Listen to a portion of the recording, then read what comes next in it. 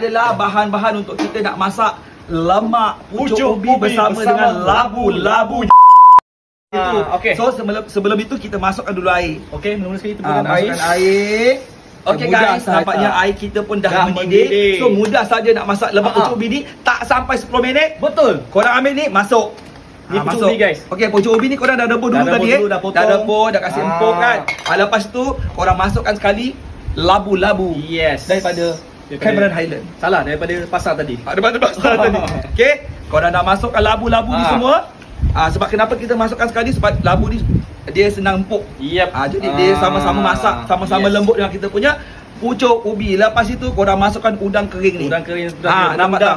Yang telah direndam dah cuci dah tadi. Okey, masuk blender barang untuk masukkan. Lepas itu masukkan serai sebatang, masukkan daun salam 2. Lepas tu campakkan sebiji bawang merah yang telah dihiris tu.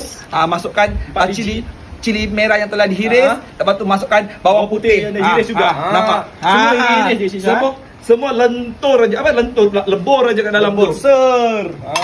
Lebur aja kat dalam tu. Inilah cara Chef Syam masak lemak. Kita nak masak lemak pucuk ubi putih. Yes. Warna putih. Hari ni saya masak rendang daging seperti daripada Okey, guys. Nantilah sabar dulu. Guys, kita punya pucuk ubi pun dengan labu pun dah hampir lembut. So kita nak masukkan santan depan ni, tapi sebelum tu kita masukkan dulu garam secukup rasa. Yes. Itu paling penting. Dan serbuk perasa. Dan juga serbuk perasa ya. Okey. So kita kacau sampai sebati. Lepas tu barulah kita masukkan santan garam. Kita sambung selepas ini. Okey chef. Okey chef. Okey guys, kita masukkan santan. Santan berjenama garam, sepatutnya garam. Ni kita pakai setengah kotak lah. Setengah kotak je. Nampak tak warna dia guys? Nampak tak warna telah bertukar menjadi putih. Putih-putih melati ali babak. Nampak tak?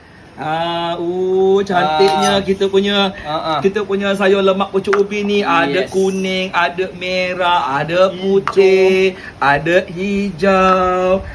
Kalau makan dengan lemak pucuk ubi kita bersama labu dah siap. Dah belum tadi? Dah. Inilah dia lemak pucuk ubi bersama labu siap. Selamat mencuba. Bye.